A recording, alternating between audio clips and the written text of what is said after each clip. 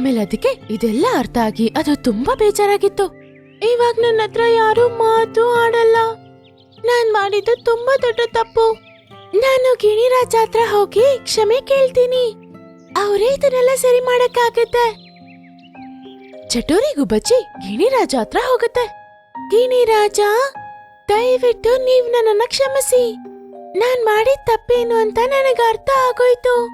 ಆ ಕಾಡಲ್ಲಿ ಯಾರು ನನ್ ಜೊತೆ ಮಾತಾಡ್ತಿಲ್ಲ. ಆಮೇಲೆ ಯಾವ ಹಬ್ಬಕ್ಕೂ ನನ್ನನ್ ಕರೀತಾನೂ ಇಲ್ಲ.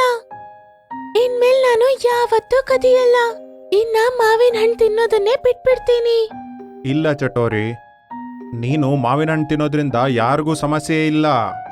ನಿನ್ನ ಕಳ್ಳತನದ ಬುದ್ಧಿಯಿಂದ ಎಲ್ರಿಗೂ ಸಮಸ್ಯೆ ಆಗಿದೆ. ನಿಂಗೆ ನಿನ್ ತಪ್ಪಿನ ಅರಿವಾಗಿದೆ. ಈಗ ಎಲ್ಲಾರ್ಗೂ ನಾನು ಹೇಳ್ತೀನಿ.